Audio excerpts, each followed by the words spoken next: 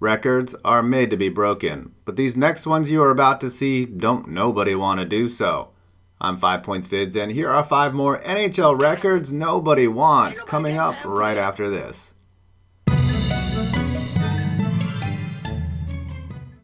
Number 5, most losses for a goalie with a sub 500 record. Goalie records are interesting because though it is a team sport, somehow one player is made responsible for the win or the loss in hockey. And having tons of losses isn't necessarily a terrible thing, as the all-time loss leader in the NHL happens to be arguably one of the greatest goaltenders of all time, Martin Brodeur with 397 Ls. He also won 691 games. And that brings us to the unfortunate Gilles Meloche, a Canadian tendy who not only lost 351 games in his lifetime, fourth on the all-time loss list, but also only won 270 games, giving him the most losses ever for a goalie with a sub 500 record. Unfortunately for Meloche, he was on some really bad teams, the expansion Golden Seals at first, the Cleveland Barons, the Minnesota North Stars, and as soon as he arrived to the Lemieux-era Penguins, he was old and retired. Not to knock Meloche, as you have to be good just to be bad, but he also sports a career save percentage of .885. Man, this dude let more rubber past him than a packager at a condom factory.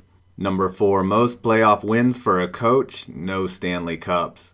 Winning playoff games is a major factor on how successful a coach is, and ultimately winning the ultimate prize, the Pewter Cup, which occasionally gets pissed in during the offseason, especially if it's at Kaner's house. And poor Pat Quinn won a ton of playoff games. In fact, he is third all-time on the list with 89 and won 0 cups in his tenures as coach of the Flyers, Kings, Canucks, and Maple Leafs over his 20-year career as a bench boss. Quinn was one game away from winning the Cup in 1994 and had Hall of Famers Pavel Bure and Trevor Linden, but unfortunately didn't get it done. And then, of course, he ended up with the cursed Maple Leafs in the early 2000s. However, for his career, he won 684 games with a .556 winning percentage and was enshrined in the Hall of Fame posthumously in 2016. Number 3, lowest Faceoff Win Percentage, career. The NHL began to track nearly every statistic possible in the game starting in 1997, and one of those stats is Faceoff Win-Loss Percentage. Now, some people might argue that this stat is meaningless, but I think this play begs to differ. But nobody has ever been as weak at taking draws as Mike Keane, the former winger who really should not have ventured to the faceoff dot, because in 328 times he did, he lost the draw 70% of the time. Now you might say that's unfair because Mikey was a winger, but center Nick Schmaltz is off to a fantastic career of suckitude, losing at basically the same clip after taking 272 draws last year. Conversely, the GOAT face-off winner of all time is Yannick Perreault at 61% win. Number 2, most shootout attempts, 0 goals. The shootout, mano a mano, hockey's version of Rochambeau, and a much-needed way to get teams an extra point.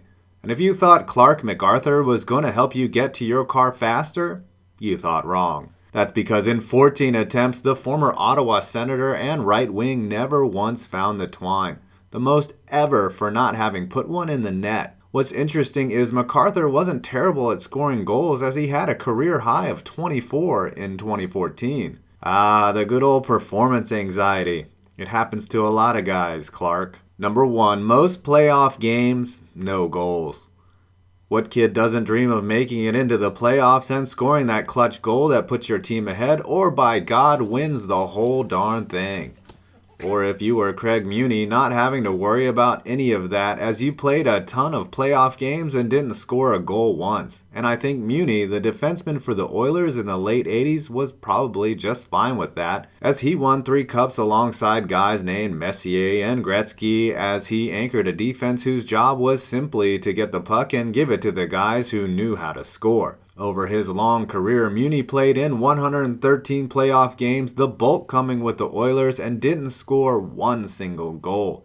As I stated earlier, scoring goals isn't a third-pair defenseman's job, but it is an amazing stat considering he had many games to try and put one in the net. For his career in the regular season, though, he did score 28 goals. And I mentioned the 3 cups, right? Yeah, most of us have none of those. Well, I hope you enjoyed this video. Please do not forget to leave a like, comment, and subscribe, and hit the notification bell if you do. I'm 5 Points Vids, and you made it to the end of this video.